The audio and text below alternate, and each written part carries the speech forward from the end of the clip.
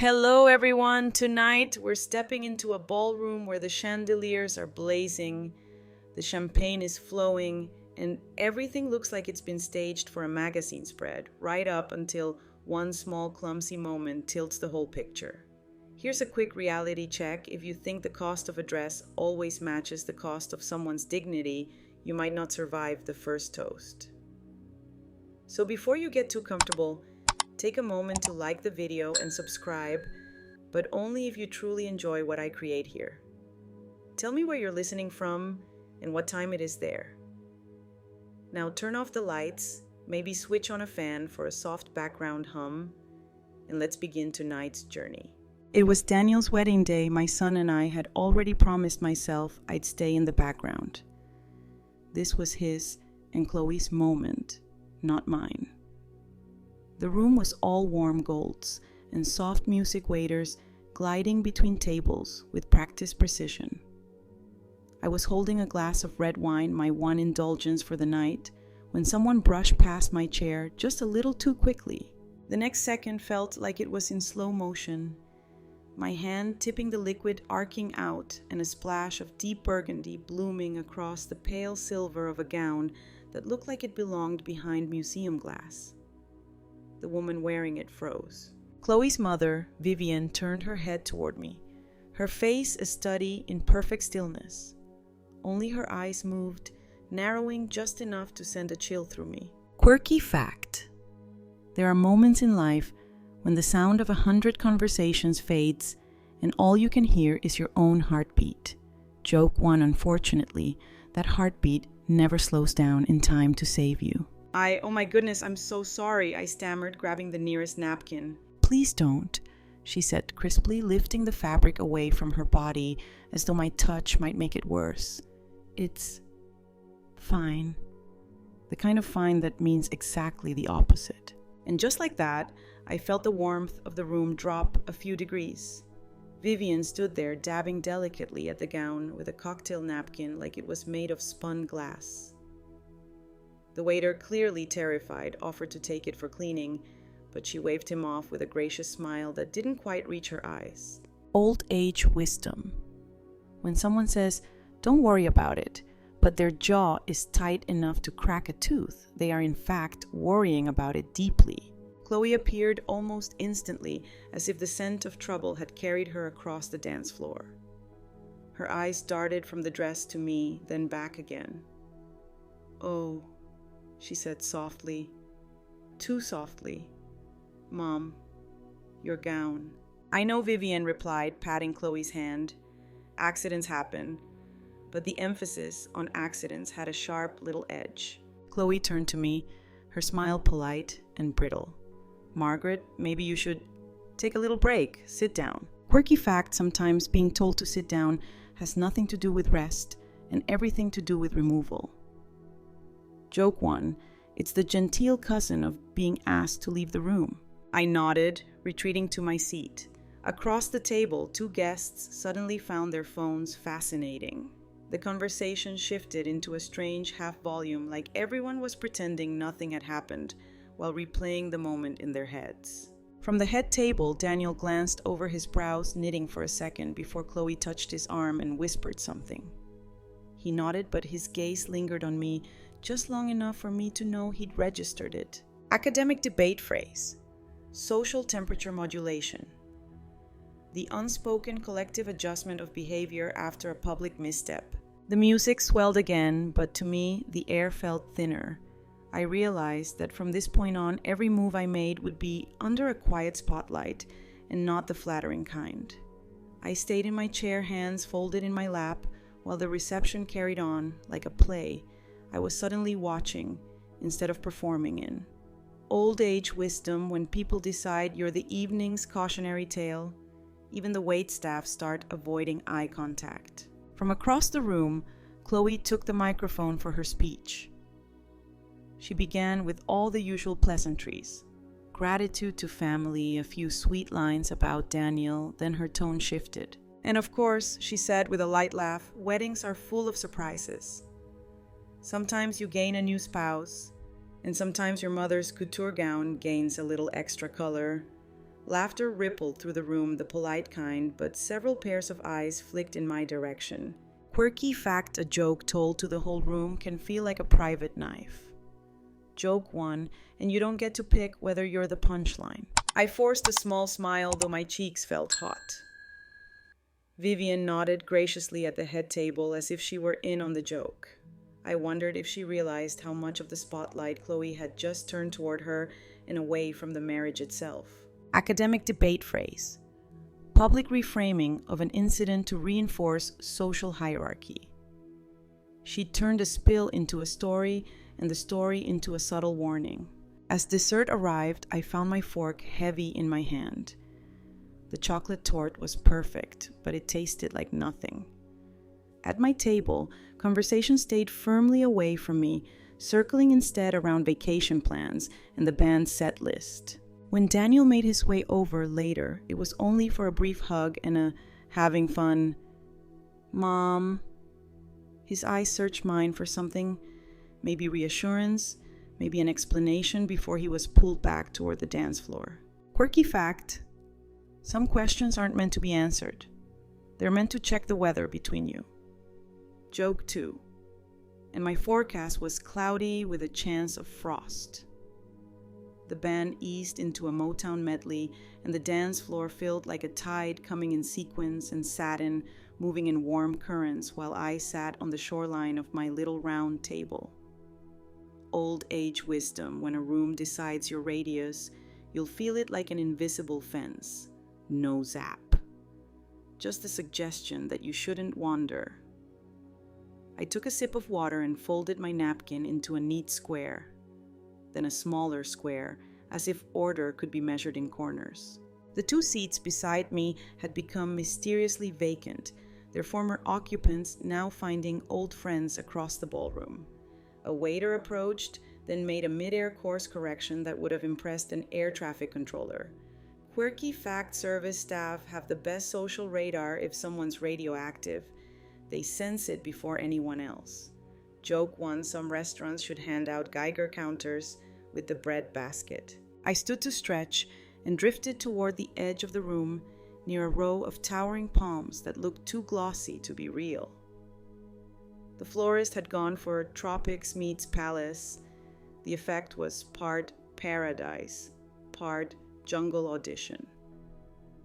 From there, I could see everything: Chloe's laugh, bright and bell-like, Vivian's careful dance with one of Daniel's uncles, my son caught in the busy crosswinds of congratulations, as if he were both celebrated and conscripted. A bridesmaid materialized at my elbow. "Are you okay, Miss Hale?" Her voice was kind, if a bit tentative, like someone approaching a skittish cat. "I'm fine," I said. The word landed truer than it had an hour ago. Fine as in breathing upright, registered in my own body. "Thank you." She nodded and moved on. I didn't miss that she'd brought me a club soda without my asking, the lemon slice riding the rim like a tiny life raft. Academic debate phrase offered itself soft power via micro-allyship. Not a toast raised in my honor, just a small rescue stitched into the night. Back at my table, the DJ invited all the mothers to the dance floor. There was a beat, a noticeable one, where several heads turned my direction. I smiled, shook my head, and made a tiny go-on gesture with 2 fingers. Let Vivian have the light. It was built for her tonight anyway. Besides, the dance was really another photograph with movement, and I wasn't in the album on purpose now. Joke 2: I've learned to remove myself from pictures I'd only have to crop later. Daniel glanced over question and apology, fighting for space in his eyes. I gave him a nod that said, "This is survivable." He stepped onto the floor with his mother-in-law, who floated like a ship that had never known weather.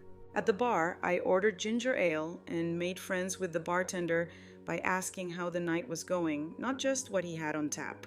Quirky fact: if you want the truth about a party, ask the person who's been refilling it. He leaned in. "I've seen worse," he said with a sympathetic half smile. "And brighter reds." "On 5-figure fabric?" I asked. He winced. "Heard that number too."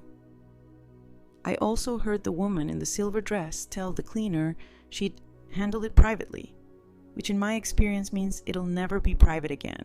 I thanked him for the ginger ale and the honesty. On the way back, I passed a group of Chloe's cousins dissecting the spill like it was a plot twist in a show they'd already read spoilers for. She seemed so calm, one said. Too calm, another replied, like she knew exactly who was going to be blamed. They looked up when they noticed me, then did that synchronized blink people do when their conversation has been caught out in gym shorts. I spared them, kept walking. The toasts gave way to bouquet theatrics and a cake that could have doubled as a tiered condo. I cut my slice small and let the frosting be the part that did the talking. From time to time, someone stopped by my table with a remark designed like bubble wrap, safe to touch, noisy if squeezed.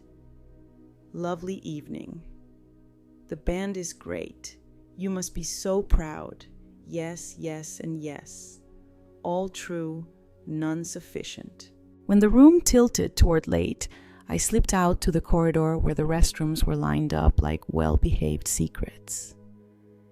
In the mirror, I checked my dress for collateral damage, dabbed my lipstick, and repinned a loose curl.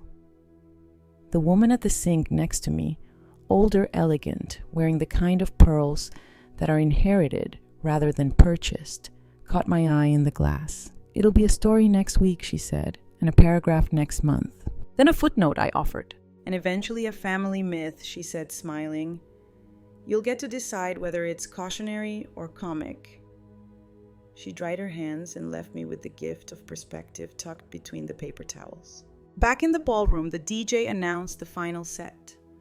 I returned to my table to find a place card I hadn't noticed earlier angled just so Margaret Hale. Seeing my name printed in elegant script grounded me in a way I hadn't expected.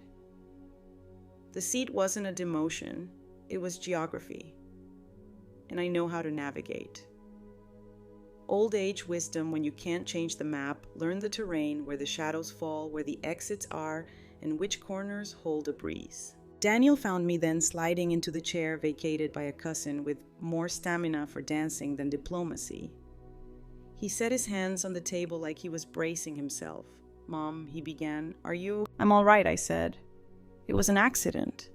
Those happen at weddings, and kitchens, and Thursdays." He huffed a laugh relief, making his shoulders drop a half-inch. "Chloe's upset." A pause. "Her mom too." "I imagine so," I said steady. I apologized. "I know." He glanced over his shoulder toward the head table where Chloe was accepting a flock of compliments like a weather vane collects wind. "I'll check on you tomorrow." "I'll be at brunch," I said, "if the invitation still stands." "Of course it does," he said too quickly, as if speed could glue certainty to the word. He went back into the weather, and I practiced breathing in force the way my yoga teacher on the internet tells me to in Hold Out Hold. The last song gathered everyone into that eager circle that final songs invent, hands high, voices hoarse, strangers trying on the costume of intimacy. I clapped from my seat, and when the cheers ended, I waited until the first wave of coats and car keys swept the foyer before I stood. Near the exit, I ran into Vivian. Up close, the stain on her gown had faded to a muted blush, the kind of mark you'd miss if you weren't looking for it. She gave me a composed smile. "These things happen," she said this time without the sharpened asterisk. "They do," I agreed. "I'm truly sorry." She inclined her head. "It's an heirloom cut," she said, which I understood to mean history as much as cost. "I'll send it to a specialist in the morning." "Please let me know the bill," I said, because I am an adult who knows some errors are payable in money as well as humility. Her smile didn't quite change, but her eyes softened a degree. "We'll see what's necessary," she said. "Translation for anyone fluent in ballroom negotiations will be held in daylight." Outside, the valet line glittered with cold air and lanyards. I found my coat, declined the offer of an umbrella escort, and stepped into a night that smelled faintly of rain and rose petals crushed under fancy shoes. Quirky fact: every party leaves a trail, the scent of flowers, the scuff of heels, the stories people tell in cars on the way home. Joke 3: the real after party is always the group chat. In my own car, I sat for a minute before turning the key. The dashboard clock glowed a small, unbothered blue. Academic debate phrase settled into place for the drive reputation repair in low-drama contexts. If I was going to undo the evening social math, I'd do it without spectacle receipts, kindness, and the patient work of being exactly who I say I am. At home, I hung my dress on the back of the door and dabbed at a dot of chocolate I'd discovered at the hem, as if the fabric were a map of tiny disasters. I placed my shoes side by side, their quiet civility a comfort, and set an alarm for the brunch none of us would name, but all of us would attend.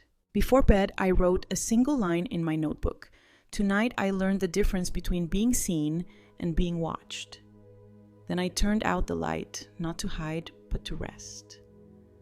Morning would bring coffee, a fresh blouse, and whatever version of the story Chloe's family chose to serve with their fruit salad. I'd bring mine, steady voice, open hands, a receipt or 3. The brunch was held in a sunlit room at the Garden View Hotel, where everything smelled faintly of citrus and fresh linen. Old age wisdom. Morning light is a truth serum. It shows every wrinkle in a tablecloth and in a relationship. I arrived a few minutes early, choosing a seat near the end of the long table. Chloe and Daniel were already there. Chloe in a soft pink dress that matched the flowers in the centerpiece. She looked up, smiled politely, and returned to her conversation with Vivian. The chairs filled quickly, the air buzzing with small talk. I poured myself coffee and let the warmth anchor me. When the first plate of fruit was passed, I caught snippets from further down the table, someone murmuring about that spill last night, followed by a gentle shush. Quirky fact: at family gatherings, silence is often less about respect and more about containment. Joke 1: it's the sound of a lid rattling on a pot. Halfway through the meal, Vivian addressed me directly for the first time. Margaret, I've decided not to send the gown to New York. I have a specialist here who can handle it.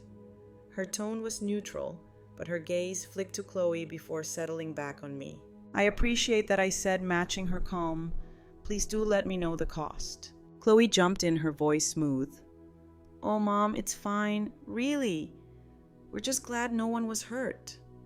The implication, unspoken but clear, was that the only casualty worth noting was the dress. Academic debate phrase: selective narrative framing. By steering the conversation to safety and away from damage, Chloe could appear gracious while keeping the story alive. The rest of brunch unfolded like a polite tennis match: serve, return volley, each of us keeping the ball in play without letting it hit the ground. I left knowing the game wasn't over, just paused. That afternoon, Daniel called. His voice had the careful edge of someone testing the water before stepping in. Mom, Chloe feels like you didn't take the spill seriously enough. She thinks maybe you should make a gesture, to make it right. Old age wisdom. When people say gesture, they often mean money, but they'd rather you offer it first so they can decline or accept on their own terms. What kind of gesture, I asked, though I already knew. She didn't say exactly, Daniel replied, hesitating, but the dress was expensive and rare. I've offered to pay for cleaning, I said. That's what's appropriate for an accident. Quirky fact: if you start treating an accident like a crime, you'll find yourself in a trial no one asked for. Joke 1: and the jury is always whoever got the best seat at brunch. That evening, I called Elaine Foster, an old friend and a retired attorney with a talent for sorting out social knots before they tightened. Over tea at her kitchen table, I recounted the entire night, the spill, the speech, the brunch. Elaine listened, then said, "You need to decide whether this is about the dress or about control. One solvable with a receipt. The other needs a different kind of response." Academic debate phrase: differentiating material, harm from reputational leverage. If they're using the incident to reposition you, paying the bill won't close the case. We drafted a plan. I'd put my offer to cover cleaning in writing, along with a request for an itemized bill. I'd also quietly collect accounts from people who saw exactly how it happened in case the story began to grow. Quirky fact documentation is Dignity's safety deposit box. Joke 2, and it's harder to pickpocket than a polite smile. I left Elaine's house knowing this wasn't about wine anymore. It was about who got to write the family record. Over the next week, I made a few quiet calls. Old age wisdom: if you want the truth, ask people when they think no one else is listening. The cousin who'd been sitting next to me confirmed someone had bumped my chair. A bridesmaid remembered seeing the wine glass tip in that split second before Vivian even noticed. The bartender backed it up too. Pure accident, he'd said. And you looked more upset than she did. I wrote everything down, names and times included, and tucked the notes into an envelope with the cleaning offer letter I'd drafted. Quirky fact paper trails are like umbrellas. Most days you won't need them, but when it rains, you'll wish you had one. Joke 1, and the weather forecast for family politics is always unpredictable. A few days later, I dropped the envelope at Chloe and Daniel's apartment. Daniel opened the door looking awkward. "I can give this to Chloe," he said, taking the papers. "Good," I replied. "It explains my offer for the cleaning cost. And it clarifies what actually happened." That last part made his brow crease, but he didn't argue. Academic debate phrase, preemptive narrative, stabilization. If you don't give people a stable version of events, they'll build their own, sometimes out of pieces that don't even fit. By Friday, I got a short, polite text from Chloe: "Received your letter. I'll let my mother decide." No, thank you. No acknowledgement of the witnesses. Just a pass of the baton back to Vivian. Quirky fact silence can be both dismissal and strategy. It forces the other person to either push harder or walk away. Joke 2, and both options come with their own kind of bill. I decided to wait. Patience wasn't just a virtue here, it was my leverage. The following week, I attended a charity luncheon at the country club, a place where news traveled faster than the salmon appetizers. Old age wisdom: if a story has legs, it'll walk into every room before you do. Sure enough, within minutes of sitting down, a woman I knew only casually leaned across the table and whispered, "I heard about the dress. 50,000, wasn't it?" Her tone had that curious blend of concern and delight that only gossip can produce. "Vivian's dress?" I said evenly. "Yes, I've offered to pay for the cleaning. It was an accident." Then I turned the conversation to the fundraiser's auction items before she could press further. Quirky fact: redirecting a conversation is like steering a canoe. You don't have to fight the current if you angle just right. Joke 1, and the fewer rapids, the drier you'll stay. Later, as people mingled, I overheard another snippet, someone suggesting I'd been a little careless after one too many glasses. That one made me stop mid-step. I had barely touched my wine that night. Academic debate phrase: reputational drift through speculative embellishment. Give a fact enough retellings, and it starts to pick up accessories it never wore. When I spotted Elaine across the room, I made my way to her. "It's spreading," I said quietly. "Then it's time to close the loop," she replied. "Bring out what you have, but do it in a way that looks like you're protecting the family, not yourself." So that's what I did. By the end of the luncheon, 3 key people friends of both Vivian and me had heard the full factual version. No drama, no blame, just clarity.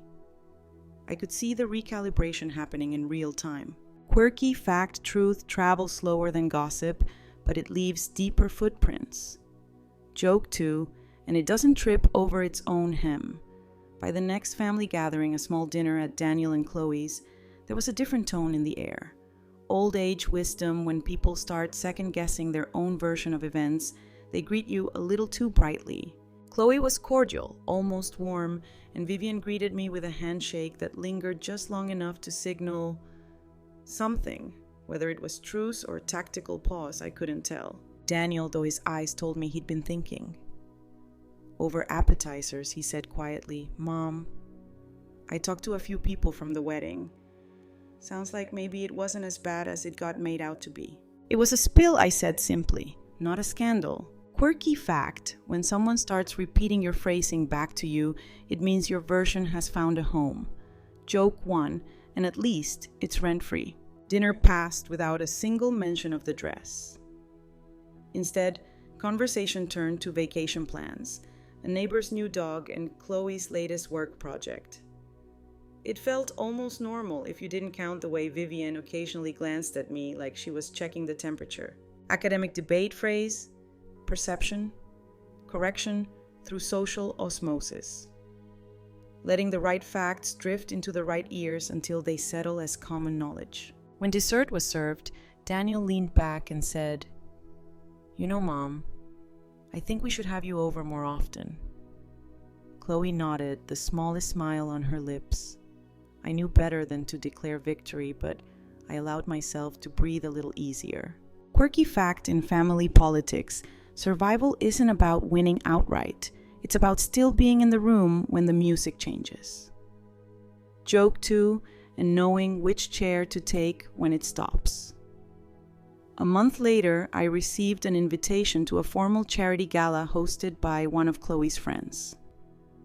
Old age wisdom: if someone extends a hand in public, it's either an olive branch or a chess move, sometimes both. I decided to go, but on my terms. I wore a deep emerald gown borrowed from a designer friend, tasteful, elegant, and impossible to price without an insider's ear. The moment I walked in, heads turned, but this time it wasn't because of a stain. Vivian was there, of course, in a sapphire sheath that shimmered under the lights. She greeted me with a measured smile. "Margaret, you look lovely." "Thank you," I said, meeting her gaze evenly. "As do you." Quirky fact: the right outfit can be armor, but only if you've already decided you don't need to fight. Joke 1, and sequins are just chainmail that's learned manners. Throughout the evening, I mingled easily, sharing laughs, bidding on a silent auction item, and accepting compliments on the gala's success, as though I belonged there, which of course I did. Daniel found me at one point, slipping his arm through mine. "Mom, you're making friends." "I'm just being myself," I replied. "Turns out it's enough." Academic debate phrase: status, recalibration through consistent presence. Show up often enough with grace and dignity, and people have to adjust their storyline to match. By the end of the night, Vivian and I shared a table for coffee. The conversation was light, almost pleasant. Whether she had decided to move past the incident or simply saw no advantage in keeping it alive, I didn't care. Quirky fact: sometimes closure isn't a grand finale, it's just the absence of a shadow where one used to fall. Joke 2, and the dance floor feels bigger without it. I left the gala knowing my place in the family wasn't up for negotiation anymore. It was mine quietly, solidly, and on my terms. Margaret Hale attends her son Daniel's wedding, where an accidental red wine spill on her daughter-in-law Chloe's mother's $50,000 gown sparks a cascade of quiet humiliation. Chloe seizes the moment during her speech to make a veiled joke at Margaret's expense, drawing attention, and whispers. In the days following, the incident becomes a focal point for gossip with implications Margaret finds troubling. At brunch the next morning, Chloe's family maintains a cool politeness. Later, Chloe privately suggests Margaret should make it right financially. Seeking clarity, Margaret consults her friend Elaine, a retired attorney who advises her to separate genuine restitution from social manipulation. Margaret offers in writing to cover the cleaning cost and quietly collects witness statements confirming the spill was accidental. As rumors morph into exaggerated versions, Margaret uses measured conversations to insert the factual account into key circles, countering Chloe's framing without open confrontation. The strategy works at a family dinner. Daniel acknowledges hearing a different, more accurate version. The subject of the dress disappears from conversation. A month later, Margaret attends a charity gala in a stunning borrowed gown, presenting herself with quiet confidence. Vivian greets her cordially, and the evening passes without tension. Whether the issue is truly resolved or simply abandoned, Margaret's standing is restored. Margaret's experience illustrates that in family politics, dignity is maintained not through loud defense, but through deliberate, consistent presence and strategic truth-telling. She regains control of her narrative, ensuring the incident becomes, at worst, a faded anecdote rather than a defining label.